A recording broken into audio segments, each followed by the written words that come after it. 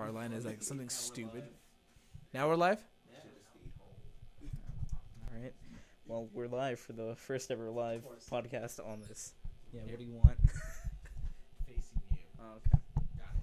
What a nerd. Anyways, welcome to the first ever Philosocast. Today we have to my... I have no motor function skills.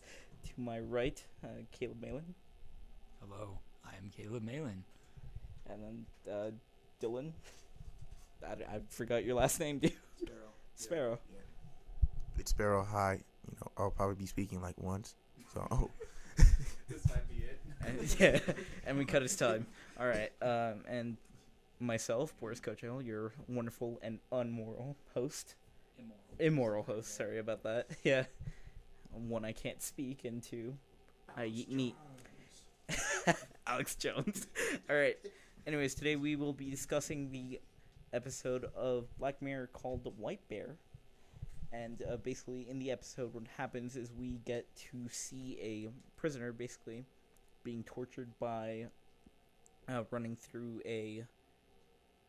How would you describe it? It's like a neighborhood where... So I think the episode starts off with this. It's just, you're following this woman who doesn't know where she is, and she thinks that she woke up from her trying to overdose herself or something like that, but that's not really that important for us today, I think. So she wakes up and she goes outside, and everyone's just recording her with their phones and just following around her, or following her around and stuff. And then this one person gets out of a van and tries to follow around with a shotgun, and it seems pretty unsettling. And all these people are just watching, and they're not helping her.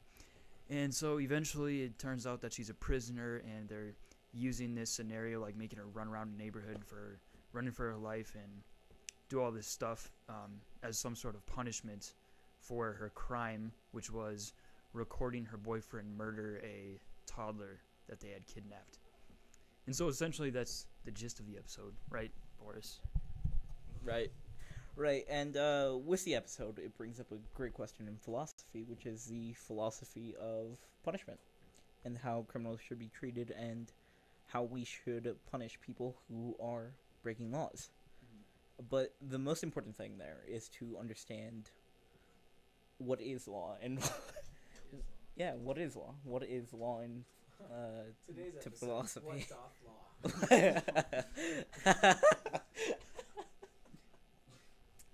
Yeah, but it's important to find out if you break a certain law, does that warrant its punishment? Mm-hmm. So, kind of like if someone steals, would you classify that action of stealing as the same as someone murdering someone else? Are you asking me if, or are you asking, like, I guess ourselves and also Dylan, are you asking us, do different crimes, do the commitment of different crimes warrant different punishments, if any at all? Right, and with that as well, connecting it back to the episode, does, I think her name is Victoria, does she deserve that punishment of being basically getting her memory deleted every day, and then enduring that same punishment of having people following her and having her perform like a show? Oh, yeah. So I just have a question. My name is Alex. For those streamers out there, sound guy. Sorry, what? Sound guy / giving us mics. Yeah, sound guy, borrowing mic and venue space or whatever. Thank you. So I just have a question because I've never seen this episode or even the show Black Mirror. But in the episode, is the form, because she was arrested for videotaping her boyfriend or someone who was with her kill a toddler. That's correct, right? Yeah. Mm-hmm. And if that's the case, is the punishment to then have her be videotaped as she's panicking for her life as a kind of like an equal thing to imagine how the toddler would be? Is that like the part of that? I'm not sure if it's broadcast on live television or anything, but I do know that they made a park, kind of like, just you can go to this park and you can be one of the people who records her, and you can witness her being tortured, I guess would be on the mark. And yeah, you can participate in these events where you're seeing her be tormented in these situations. So yeah, it is. I'm not sure if it's on TV, but it's definitely accessible to the public. And with that, they also have, I think they have a CCTV live stream, so Okay. you can watch it online for 24/7. Is Well, what I I didn't know that. But yeah, it's what I it's think. broadcast. Yeah, what I remember of the episode. That's what happens. But yeah, the whole point is that it's kind of like an eye for an eye, or what's that guy's name? On The Office. No. A tit for a tit. No. That Hammurabi. Yeah, Hammurabi's code, which is basically, you do something, And your punishment. and your punishment is that same thing. Like if you stole, you lose your hand. Yeah, that's what it was. So, I think with punishment, I don't see how her punishment is morally okay. I feel like this is a little bit way over the line. But to be fair, her crime wasn't just recording it, but it was being an accomplice to the murder. Right? Yeah, she helped with the kidnapping, and also how it's explained in the near end of the episode is where, when they do the reveal, that basically, her fiance, whoever he was called, We should also add that he killed himself. yeah, he killed himself, and basically the whole place wants to have a justice for the little girl they killed. So since she is the only living one, that's why they feel they deem it necessary to punish her in that way. Yeah, so I feel like you're against types of punishment that are just, or I guess the technique of punishment where you're just directly reciprocating the crime. So like you were saying with Hammurabi, if you cut someone's arm off, you're gonna get your arm cut off as well. You're against that. Yeah. All right, so instead, what would you recommend? And also, I'd like to eventually go back to this anyway, because I'm not even sure if just punishments of these sorts, because it definitely seemed like the reason I take it that there's two sorts of punishment, or two ways that you might justify punishment. One is to prevent future harm, and so you're punishing people so as to prevent further harmful consequences. And the other type might just be more related to justice or fairness. And I take it that in this episode they're more relating to that sort. But I'm not entirely sure that sort is entirely justified. And I think that would be something interesting to discuss later. But anyway, did you have something to say?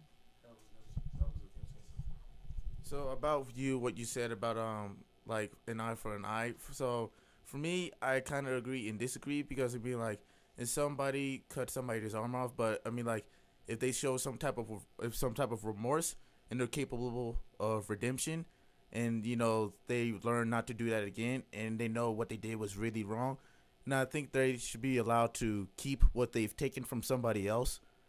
And at other times they if it's somebody that shows no remorse and doesn't care, and you can see it as a kind of attempt for them to see redemption, as far as seeing the pain that they've just put on other people, is what I'm saying.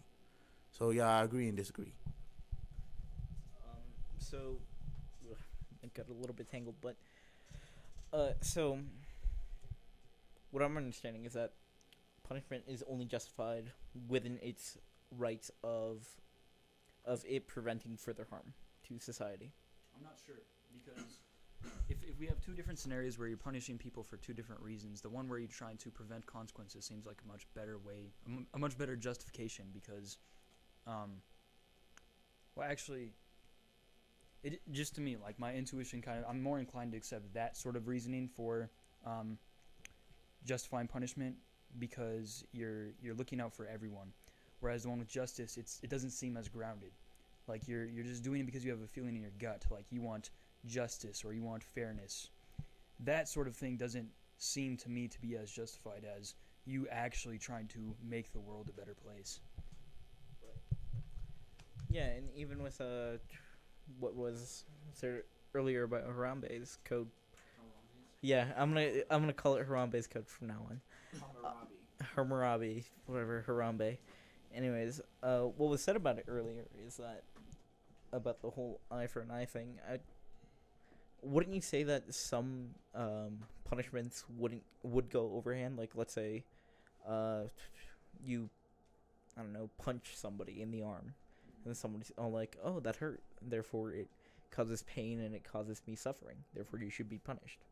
And that's just like a lectern of what justice is. But and then here comes along this code and says, "Oh, you punched him in the arm, which hurt. Therefore, we're gonna cause suffering to your arm," and does something worse than a punch to your arm. Wouldn't you say that'd be kind of unjust in that situation, or unjust in that situation? Where you punch them in the arm and then they have to punch you back. Or not even punch you back, like. So basically, what he's saying is, if you cause somebody to somebody else, somebody's going to cause pain to you, but they're going to give you more pain than what you've already dealt to somebody. So he's saying if that's kind of unjustified. I don't know, because in some cases, like let's say that you have a daughter, and fathers and mothers obviously have a very intimate connection with their daughters. They love them very much. If you see someone murder your daughter and torture her, like you said, like in the episode, I think the way that they killed her was by setting her on fire and burning her to death.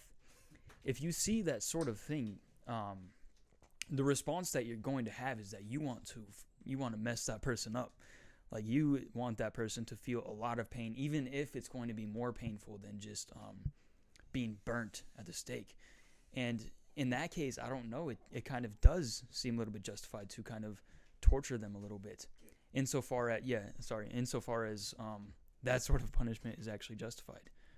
Like, just given that punishment is justified, if we just assume that it is, I'm inclined to think that you being able to punish someone that severely who's done such a thing to your child even more than they've done to your child is, I think it seems very justified.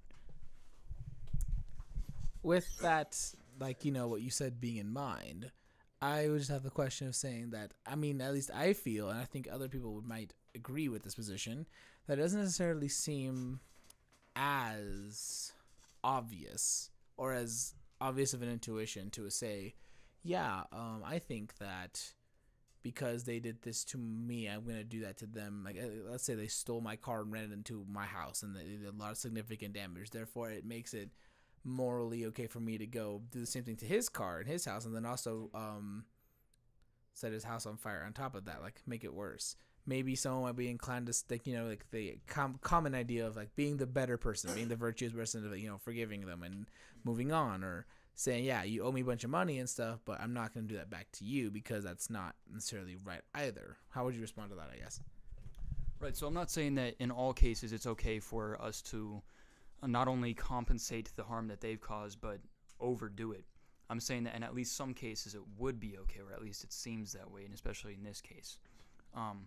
But like you said, I'm not saying that that's going to hold true in all cases, and I'm not even sure if it holds in the one that I gave. But I forgot what I was gonna say. Hold on. Escat. Yeah. Sorry. Are we ruining this for you? We're high schoolers. Just remember that. No. Actually, I'm a high schooler. Dylan and Boris. Yeah, only me and Dylan are high schoolers. These two have just graduated, and then there's another graduate back here who's being quiet. Yeah, he's just not speaking. Love you, buddy. Maybe You will should one day. stream this so we have a live stream going on here. Just listen to Adult. us do that. A triple live stream. Just brat. Alright. Anyways, you wanted to talk. Sorry, Dylan. So yeah, just talking about the whole thing with morale. Yeah, I know I have a loud voice. Don't. No, I'm just making sure it doesn't buzz out. Oh, okay. So as far as morality, in my opinion, I think morality can be somewhat relative. So let's just, huh? So I mean, like, let's take the most logical person in the world versus the most emotional person in the world, I guess. And if you do something to the one logical person, like, first of all, the logical person would be just seeing if there's like any way that they could get revenge in some way, but in an equal in equal way. But anyway, like a really logical person would want to be keep things equal. Now a super emotional person, if they do something to them, they're not gonna just stop at being equal. They're gonna try to do everything that they can to feel that they are satisfied enough with what they did to them is what I'm trying to say. Now, no, he was gonna say something back. So Oh, you were gonna say something? Yeah, I was gonna issue this one and then I'll issue that one. So my first issue is that at some point you would have to be able to measure pain, and be able to have like pain as countable. Because if I punch you, right, and I have a weak punch, that wouldn't be more pain, or that'd be less painful than if I don't know, like a world boxer hit you, right? So does the pain that you inflict me become more painful? Therefore, I get more justice if I hit you back. Sorry, repeat that again. So basically, I have a weak punch. I'm a weakling. Doesn't matter. So I punch you. It doesn't hurt that much, but since I punched you and caused you pain, some amount of pain, that means you could punch me back, right? And when you punch me back, you give me more pain than was dealt. Therefore, I feel like there is injustice, and I punch you back. Right. Okay. Yeah. So I don't know why that means that we have to somehow quantify pain exactly. And I take it that you're saying, so if we assume that justice requires that we compensate the amount of pain that was caused and kind of redistribute to the person who caused that pain, I don't think that it should be like just, so like you were saying, so if we have one person who's weak and they punch very lightly and they punch the strong guy, then I don't think we're going to say, okay, one guy punches and the other guy gets to punch. I think that would be, like, assume on this account of justice, I think that we would be extremely flawed and our view would be disgusting and it would have an immediate grave consequence. But I think what the advocates of this view are inclined to say is that you're allowed to reciprocate the pain, like only the same amount of pain, and we don't have to exactly quantify it. But when it's in a case like, I guess when it's a case that is that obviously uneven, it's you just have to kind of use our own, like we have to get as close as possible, but just because we can't exactly quantify it doesn't really mean that we just have to throw away the whole system entirely. And also I will add Sam Harrison, I'm quoting him as a neuroscientist, not a moral philosopher, because he has his PhD in neuroscience, although not philosophy. I think he has a few TED Talks about him trying to kind of bring in neuroscience, or just science, I guess, in general, into morality. And I think what he wants to do is sort of find a way, like you were saying, to measure pain and pleasure. And so it might be plausible that in the future we could do that. But assuming that we don't, even if we don't, we can still sort of like use our judgments and try to get, the reciprocity as close as possible.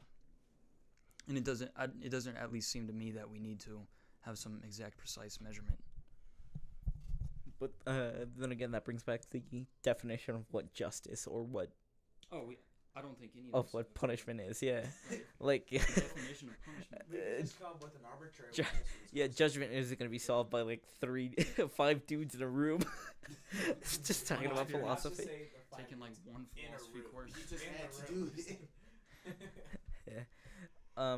So yeah, I actually like that idea. Why don't we come up with an arbitrary idea of what justice is? Yeah. So maybe justice. Just to throw one out there so we can discuss it.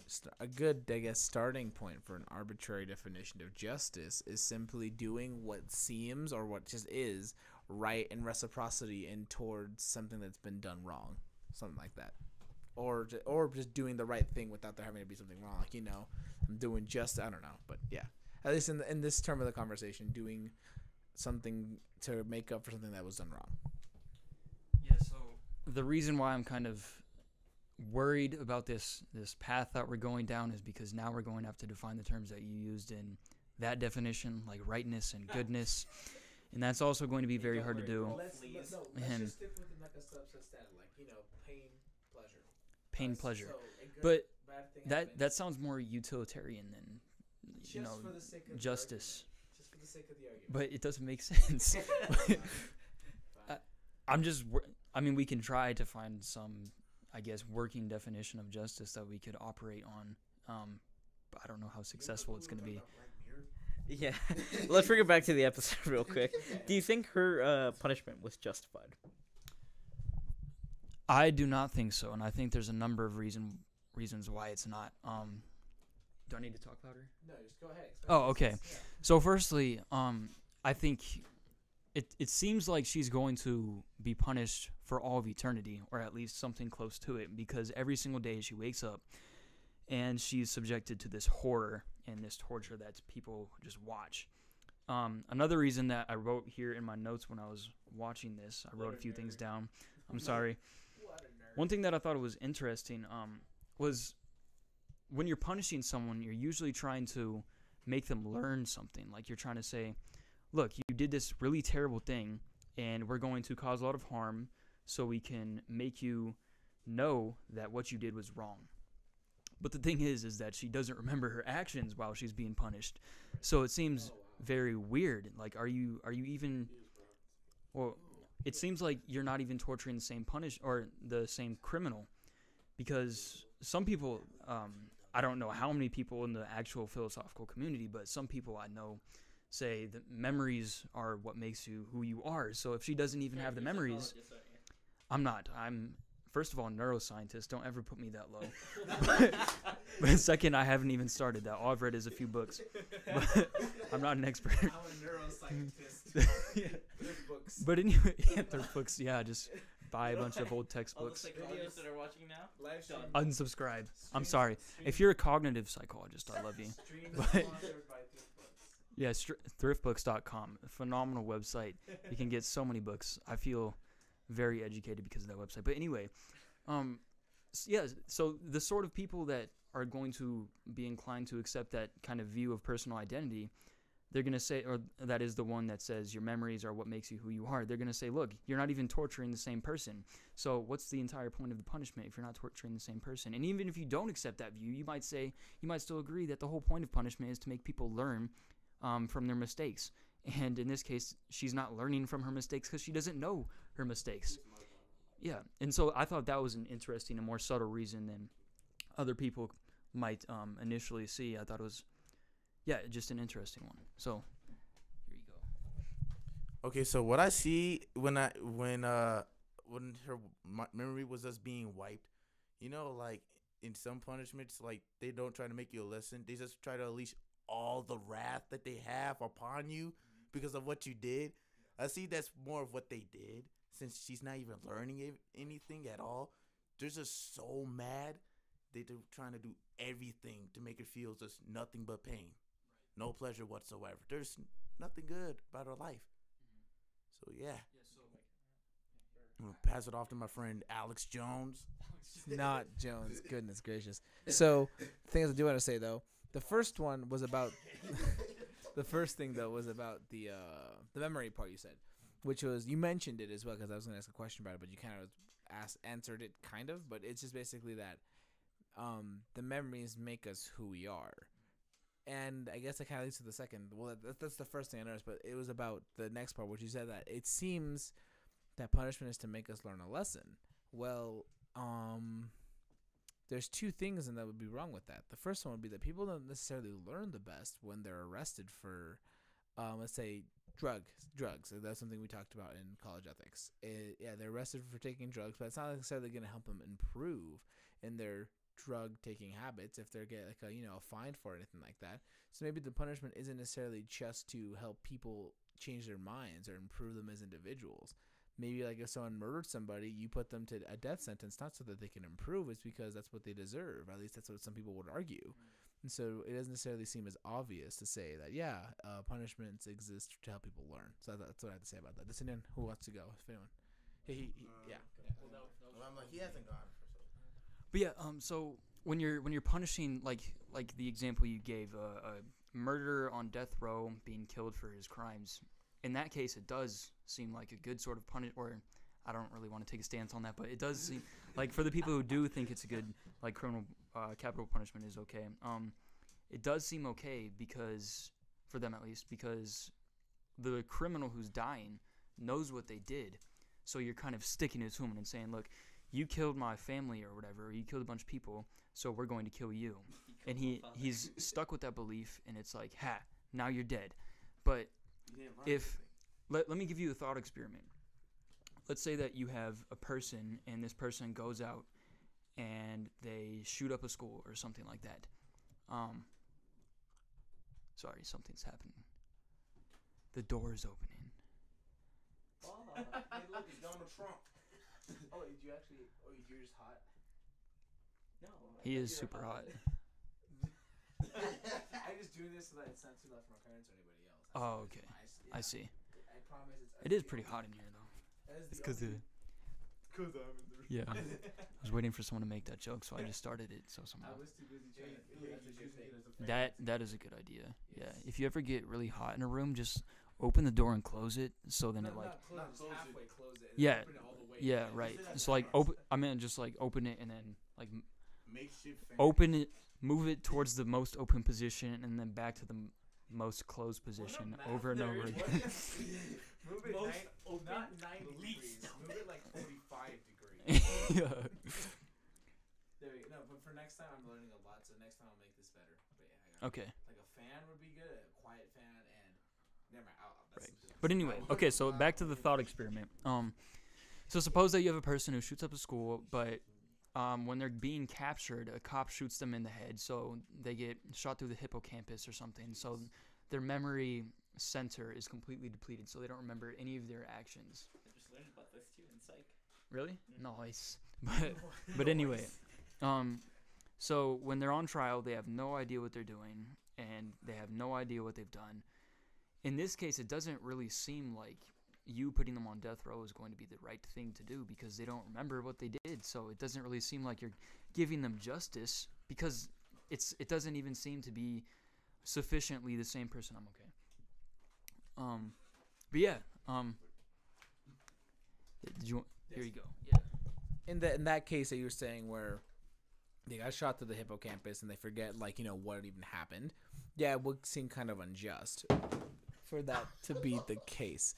But for the majority of the time, these aren't cases where people have lost their memory. It's cases where people are still conscious, their memory is still intact, they know what they did. Like I can't think of an exact example, but if a shooter, he knows what he did. Like he shot up a school, he knows what he did. He hasn't been shot in the hippocampus or anywhere remotely enough to create some sort of nerve or brain damage for him to forget the event. He's fully aware of it. He even had his intentions laid out. He did it, and that's at least for most cases. They are still conscious and they are still aware of what they did. And when in that case, would that sway your opinion at all? So if they were conscious of their actions and they did know what they did, right? Yeah, in that case, that's just the normal case, and I wouldn't. Again, assuming that capital punishment is okay, then yes. What's your stance on that? I have no clue. I haven't researched enough. No comment. But anyway, yeah, pretty much. That's an off-topic question. You have been denied. Right. So back to the episode. It's revealed early on that Victoria Scillane loses her memory and doesn't know her name at every beginning of this cycle. And what happens is that they give her a picture of the girl she killed, and throughout the episode, she pulls it out and it's like, "This is my daughter. Have you seen her?" Or, "I think it's my daughter." She's never sure of anything. But the one thing is that she doesn't know her name, which basically makes me assume that she forgets who she is every iteration of that. Yeah, Or- wipe her memory. Or at least there has been enough iterations of her torture, as I want to call it, because I don't think it's just. I think it's at that point it's just torture. Torture can be just. So. Well, I mean, can it really? I think it's the. Yeah, so like, well, just very briefly. So like, if you have a terrorist who's going to torture, or he's gonna blow up the entire Earth, he's gonna nuke all of it. In that case, I think we're all inclined to say that it's okay to torture some other person who's innocent too, as long as they have the knowledge to, like let's just assume that this person you're gonna torture, you know that they have the whereabouts of the terrorist, and if you could find those whereabouts, you would stop them from killing the entire planet. In that case, given that the person, your informant, is not giving you the information, torture definitely does seem justified, or at least it seems to many of us that does. But anyway. I thought you were going to say a terrorist going to torture everybody, so he decided to nuke it instead. Like, what? Yeah. Shortcut. Yeah, that's right. Continuing on fanning. Fanning the door. Fanning the door. No, because he Make said shit continuing fan. fanning, and like the people who Fanning. are live streaming completely understand what that means. Ghetto rig fan be like. Yeah, they obviously know what's happening. Anyways, That's why we should have video too. yeah, just so a they can see what's crappy happening. webcam, just a webcam. I could turn it on Yeah, actually. you can turn the webcam. Just Here. freaking kick it. All right. Ah! And then Sorry, I murdered everybody. Pass me that microphone. Dark rings.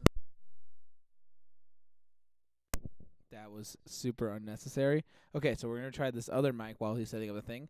This is my dynamic SM. No, it's an Audio Technica ATM 410. For you guys are gonna speak. This one needs to be in your face. In your face, so that's Like here. so that's be like. Oh yeah, bro, it's VJ Amy in the mic. That was excessive, but yes. Okay. They're still setting up the video stuff. Oh, hey, get it. Get it. Ooh, God. So now someone has to rotate this when people speak now. No. It's get it. Let's just where scoot. everybody's. Let's all scoot in where we can all see each other. Okay. Yeah. We have to be like awkward. I'm with the headphones It's because on the live. scoot that way. Yeah. Scoot that way. I'm with the headphones because I'm the audio dude. So, where were we going with? Who was speaking last? And this has to be about this close to you guys, by the way. Yeah, he was talking to. It was just a very stupid ambiguity, or not even ambiguity, just a. Thank you very much. just a linguistic confusion. But anyway, you were talking about torture and justice, and you were like, in this case, it doesn't even seem like justice; it just seems like torture. And then I was like, well, torture can be justified under some circumstances. Right. Yeah. Nerd. At least I can get into calculus one. I can even call. Hey, say hi to our fans. Shut up. Shut up. Only if you're the person in front of the mic for everything. Just make it. I know. He just insulted me. That's why. Here we go. Anyways, what I was saying about torture. Yeah. So it does seem in the story that it's always torturing a different person, and it's not torturing the same person. So, Well, It's the just same continue. person, well, Just finish your yeah, yeah. So if they're torturing a different person every time, it seems unjust. That was Okay. Well, I just didn't want to commit us to the view that your memories are what makes you who you are, because I don't know how respected that is, and I haven't done enough research again, but other people are going to say, look, your memories aren't really going to... What? Nobody's seeing. Oh, yeah, here. All you see is this. But some people are going to say your memories are not what retains your identity over time, because your memories change over time. So... like, let's say that someone does get in a car accident and they get significant brain damage. What are you? Oh, okay. We should have the lighting coming from here. This is a very, Very This- unprepared yeah, this, podcast. we have been riddled with technical difficulties this whole time. We have to learn for the next time. Hey, we got the audio boy and the optic boy. Audio visual. There we go. Audio visual. AVT. I ship it. Oh, geez, look at this, though. Oh, goodness. Damn. Oh, jeez. It's solar eclipse, guys. I was going to make a racist joke, but no. I don't want to get my scholarship taken away. Guys. Okay, but anyway, suppose that someone gets in a car accident and their brain is damaged so that they can't retain their like they have a lot of their memories lost. You might, and let's just call this person Jim or something from The Office. So Jim gets in a car accident and he loses memories. It doesn't really seem like he's a brand new person. Like, you're not going to refer to him as a new person. You're just going to say, look, Jim lost his memories, and his memories are a significant part of who he is. But it definitely doesn't really seem like he's a completely different entity than he was before the accident. So I'm gonna do this to speak into this because I do want to, Jimbo, big tuna. No, but I do want to speak to that, and it's addressing the part of they're physically out. Because for example, if you, Caleb, this dude right here, if that dude were to get into a car accident tomorrow, he loses his brain memory stuffs, we'd still call him Caleb. But now imagine him. So like if two different people, like someone who sees him passing by one day sees him like before the accident, sees him and he's playing the banjo because that's what he does. And then the next day, like or after the car accident, let's say a stranger runs into you again. This time you're playing, you're not playing any music. You're actually holding a thing that says "I hate music." they're gonna think you were two different people. Like, oh, that dude clearly exemplified through his traits that he liked music. He was playing a musical instrument.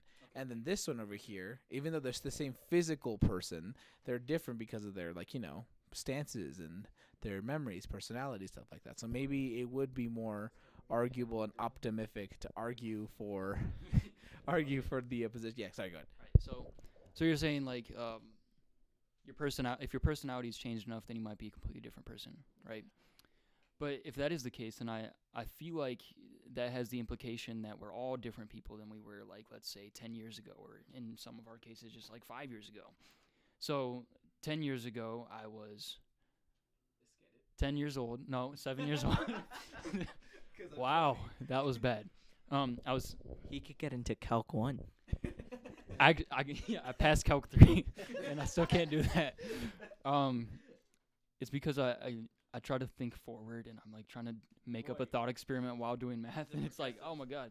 But anyway, I was 7 years old, and I was probably like playing hockey or something at the time, and I was a completely different person. All my personality traits were very different, and even if they aren't sufficiently different, let's just come up with a thought experiment again where we have this person who's very chipper and very happy as a little young kid, and he progressively gets more sad and depressed, and at the end of his life when he's like 80 years old or something, he's just a grump.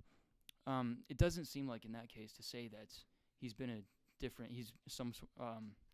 a different person.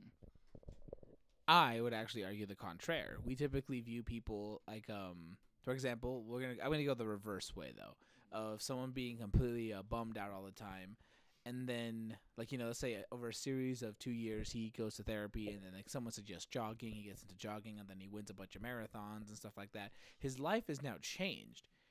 When like sometimes you might hear the comment that people say this is like, oh, he's a different person. It's like not necessarily the physical, like he's still composed of the same molecules, genetic type, and etc.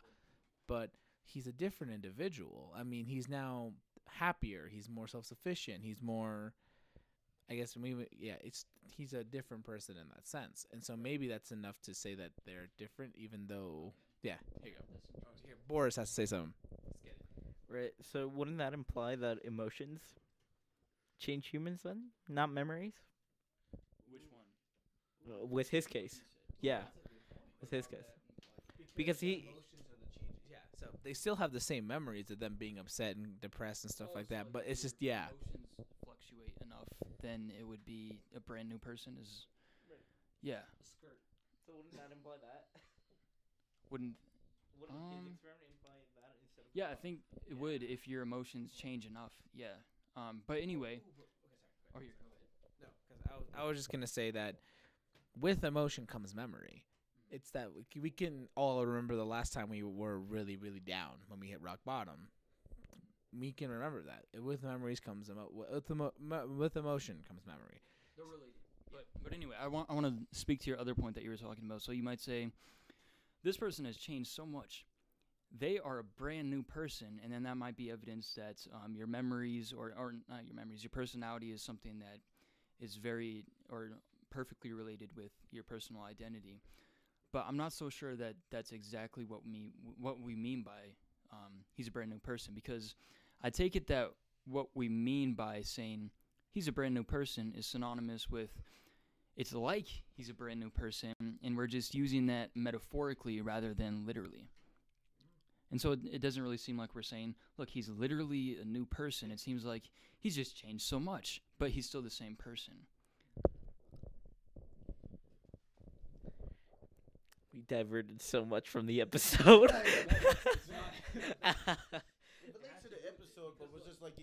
Yeah, because look, if the memory theory of personal identity was true, then that would have implications on the morality of the punishment that they were inflicting.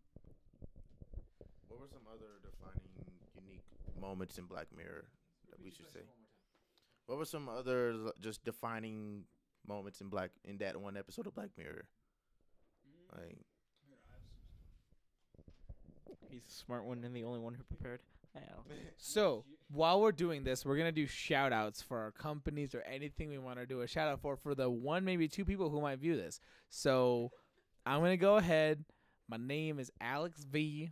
Your boy Alex V. Alex Jones. Alex V. A skirt. I have a SoundCloud opening up soon. Should check it out because it's so stupid, and I might as well branch it out anyway. It's literally just my full name. If you just search it up, Alexander Vallarte. It's my first song. I think is coming up this weekend, so y'all should totally check that out. Y'all got any shout outs? I guess this YouTube channel that I'm about to ask you to subscribe to is completely unrelated, but I want to give a shout out to my boy Gary, and his no, stop laughing. His channel is Gnarly Gary, and he plays Fortnite and he vlogs. He plays. I might watch the Fortnite. Yeah, but yeah, and he has a very nice and like exciting personality, and he's really fun to watch. So go sub to my boy Gary, that little cute. Don't do it. No. I have a shout out for Boris. Here we go. I have a shout out for somebody. Yeah, this is supposed to go at the end. But we're just doing it. Just do it. Talk about next week what we're gonna do. But we haven't finished. Well, yeah, we haven't solved anything. That's the problem. Yeah, we never do. Shout out to our old your guys' philosophy teacher and my philosophy teacher. Yeah. Mr. Peel. Mr. Peel, he gave us such a great education. Don't trust him. He's a vegan, therefore. Mr. Peel was definitely. No, I know. He brought me chicken nuggets one time. Any more shout outs? Or are we going? Okay. Shout out to probably. How do you know we even have viewers? Don't worry, this is gonna be our next one's gonna be a really good one. This one was just like, I guess I kind of viewed this as a practice run for us to see how we actually cooperate as individuals, and if there's any technical things that you need to fix, which there are quite a few of them. So, yeah. There's a bunch, so this was just a preview. Skirt. Anyway. You want to say anything? All right, so whoever actually has something to say, we will wait. Meanwhile, enjoy this free beatboxing. Just kidding. Yeah, it's not gonna happen. Okay, so what are we going to talk about? So another reason that we might say that the punishment is unjustified is because the protagonist seemed to be what is her name again? Victoria. Yeah, Victoria seemed to be coerced into committing the crime that she did. So we might say that. Oh, that lighting is so bad. So Next time, but whatever. We need to stop getting I'm distracted. watching a bad movie. Oh my god. You're the lead actor. No, you. Next time on the podcast. Yeah. But anyway, we might say that she's been coerced into committing the actions that she did. So when she's recording that thing, like a few seconds prior to that, when she's making the decision on whether to record or not to record, she could record and she could get in trouble and she could be doing a very bad thing. But on the other hand, she could not record and presumably be forced by her husband or her fiance, whatever, to do it, and then the child would still die. So my question, I guess, is, given two equal or not equally, but still bad actions that are both going to have bad consequences, can you really be blamed for choosing either of those? And can you, in turn, can you be punished for choosing one of those? I guess that would be something to talk about. Right. Oh no. Right. So this is basically choosing between two evils, but one has a less evil outcome and one has a more evil outcome. No, we're not defining evil. We're not It's not like one of them is significantly more bad than the other one. They're fairly related to each other. I mean, one of them is, like I said, one of them is she's gonna watch the child die, and the other one is that she's going to die, and then the child still dies. So in both cases, the child's going to die. So it's not like one of them is like super bad, one of them is kind of bad, because in that case, I could see some objections. And yeah, so the consequences are fairly equivalent, or approximately equivalent. It's just her involvement then. Yeah. So my question is just, can we really, or I guess it's sort of a rhetorical question because I take it that all of us agree that you can't punish someone if all of their actions at that time were completely hopeless and all of them were going to end up in bad consequences. And she fully knew this. So if you're coerced into making some action, it doesn't really seem like you can be punished for that. And another thing that actually this is sort of like in the same vein, you mentioned earlier very briefly that they gave her a picture.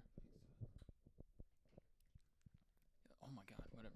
But you mentioned that they gave her a picture of her daughter or the kidnapped victim. The kid? Kidnapped victim. Yeah, the kid, whatever. And she, for some reason, thought that it was her daughter. And that might be because it was just in her house and she saw a picture of it. But it also might be because she is delusional and she has some sort of mental illness. Because even like towards the end of the episode when she's becoming more conscious of her actions and she remembers her memories and stuff, it seemed like when they were playing the news clips, like one plausible reason of why they kidnapped her is because she had some, or both of them had some sort of mental illness where they just thought that a mental illness that caused them to think that daughter of the other couple was actually their daughter. So given that they have some sort of mental illness, it seems like you can't really punish them. Like it's like someone pleading insanity. That's a good question too, I think. Should insane victims or insane criminals be punished for their actions or not? I mean, in that same vein, are they even criminals if they're insane? Right. Yes. Like, you're right. So we both agree that her punishment was unjust. Yeah. Okay. Well, not sure. I know I'm inclined to say that. Okay. Later, we're gonna be like rewatching this. It's just gonna be like, nope, Oh my gosh, yes. nope, it's justice. That's exactly what I'm The comment section is just gonna be all five of us being like, fake. pretty much. Anyways, He's not moving his lips. It must be rigged. right. So the idea of being able to be innocent if you're insane sounds very plausible to me because you can only make actions when you are when you're in a rational state of mind. Yes. By saying that I mean like when you're fully conscious of what you're doing and you have every and you understand the consequences and the and everything beforehand. So that brings me into just a question that could be an objection to that kind of view. What if like this dude gets home to his wife, but he's drunk off his self, and he beats his wife because he's drunk and he's angry or whatever? Would then he still be held accountable because he's not in a rational state of mind? He's intoxicated. His brain is poisoned and numbed, and even though it was his active decision to drink to get to that point. Is he still then responsible? Does that, because he was responsible for drinking, therefore he's also responsible for what he does when he's intoxicated, therefore overlap that, or is he not responsible at all because he was in an altered state of mind? Well, if he knew he could get there, he should be able to think about the consequences that could be done to him because of what he did. So he knew what could have happened. So he should have been expecting this. Like there was a warning. I mean, in a way. Hypothetical thought experiment here. What I was gonna say is, so imagine this dude. He understands that if he gets drunk, he can actually hurt somebody or something like that, but he has no reason to believe that.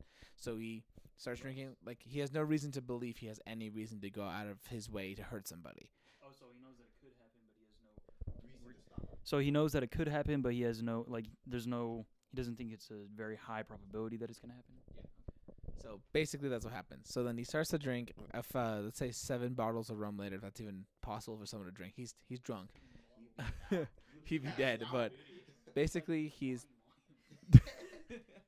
But basically, after he's done drinking, he sees this dude walk up to someone and push some female, a girl, and pushes her onto the side of the road.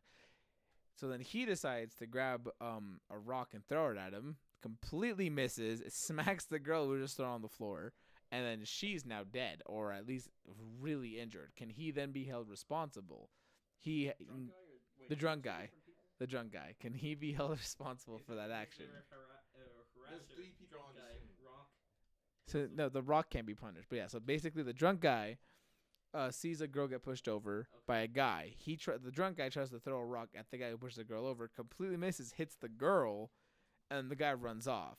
The guy who was the Sultan dude. Can he the drunk guy? Can he be held responsible for that? I'm gonna say yes, and because his original. No. No. Here's what I'm gonna say. Here's what I'm gonna say. Yes, because his original intention was to harm the other guy. The drunk guy? No, the drunk guy's original intention was to harm the guy, the harasser, right? So I think if he hit the girl in the intention, he always intended to hurt a person.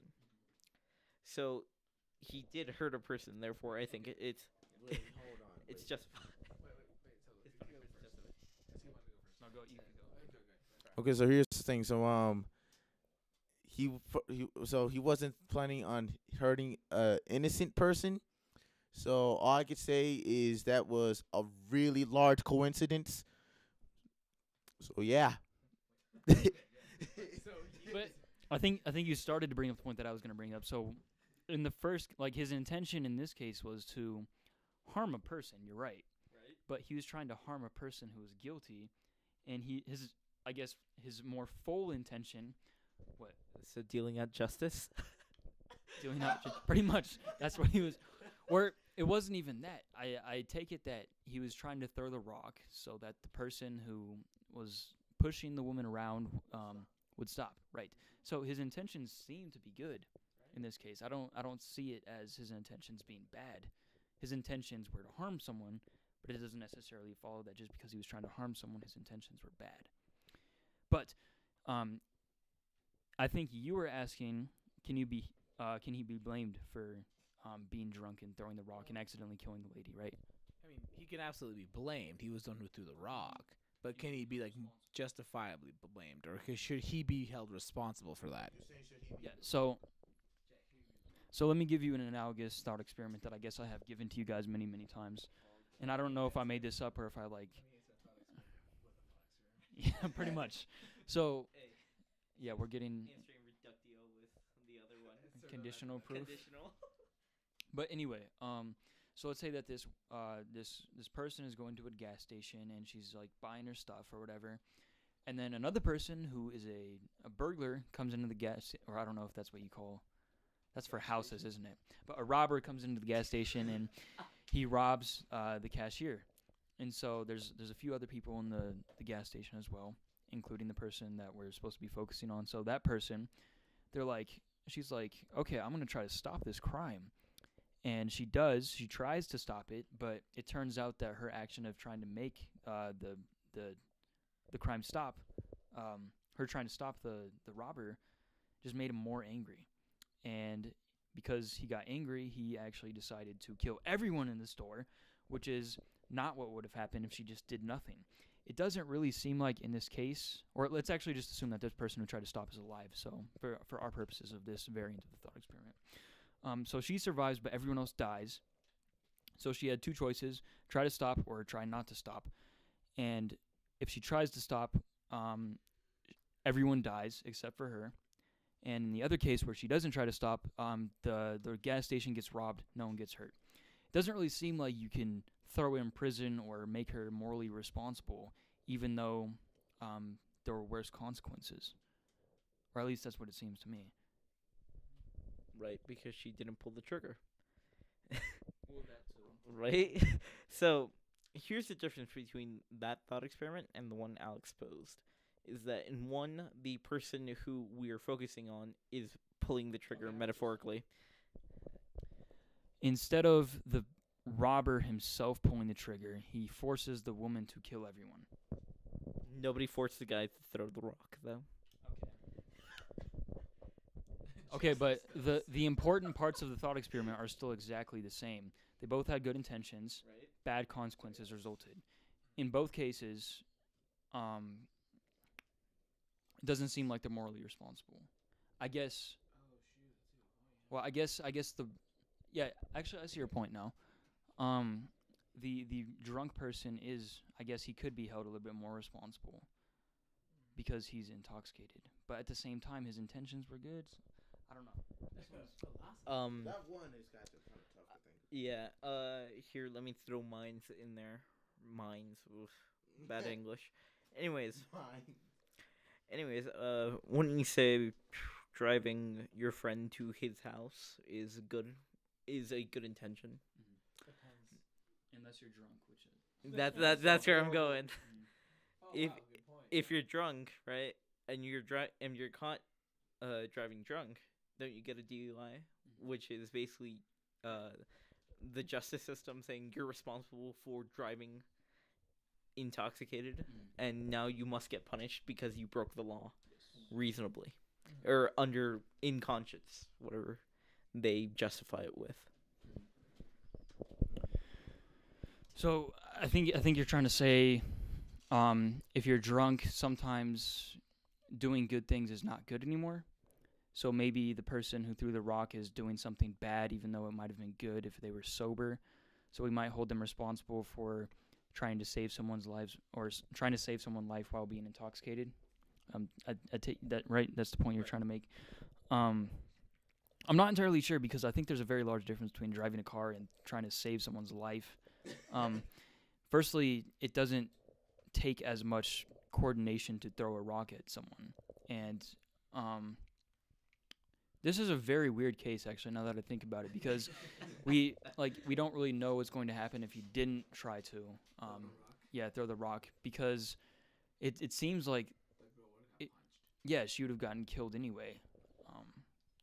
But if we assume that she wouldn't get killed, I find it very hard to blame this person, the drunk person, for trying, making a conscious effort to throw the rock. Even if he realizes that he's drunk, he's trying to save someone's life. Like, if you have a person who's very physically unfit, he's very out of shape, and he sees, or a 400-pound man who's 3 foot. Yeah, you're just thick, baby. But he sees in this dude, he's like Captain America in the first Captain America movie. He has a heart, and he sees some people getting beat up in the alleyway. I hate Captain America. I love it. Captain But- America before the serum. Yeah, exactly. Yeah, before he got all buff and stuff. And he has a heart, and he's like, you know what? I'm gonna go and try to stop these people.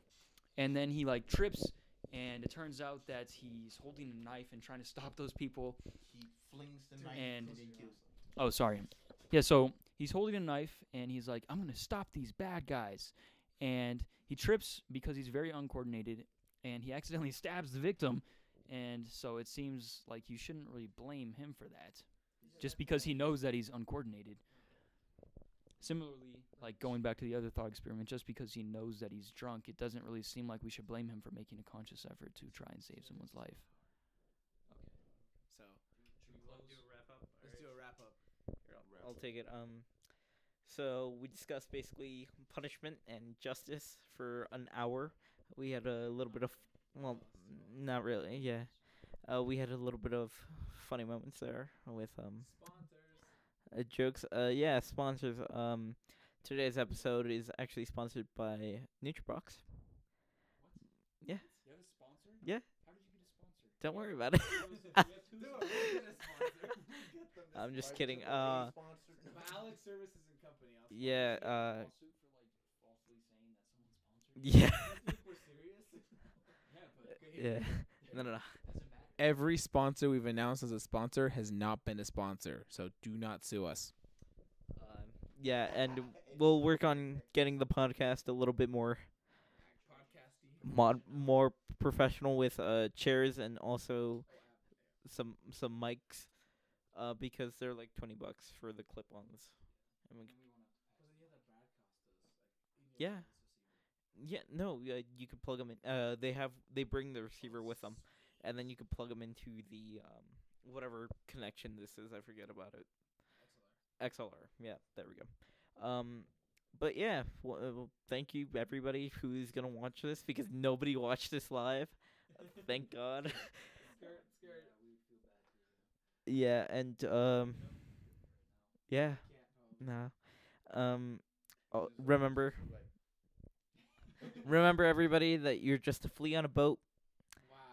A flea on a boat.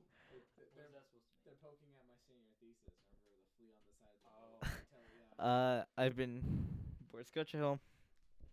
You know what my senior quote was? No you. What's your name though? No you.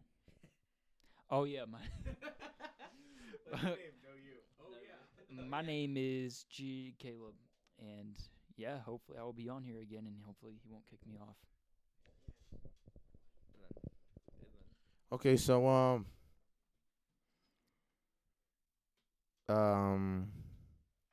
What's your name? they already know my name. Again. Name's Dylan. Okay, fine, Dylan. Christopher Sparrow.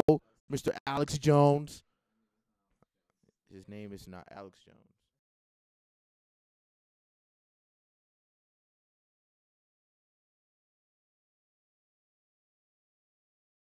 Is it even there's the volume. Yeah, my name is Alexander Mayakta. Find me on SoundCloud. But yeah, skirt. Well, thank you everybody for watching the first episode of this podcast. Not actually the first ever episode of this podcast. Hannibal Blue. It's a blurry picture, that's why it's funny.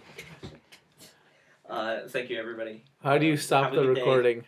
Just hit stop streaming. Oh my Where's God, that? this is going on it. You know that, right? Yeah. Where is it? Well, oh god. I have to do technology as well. Just do it.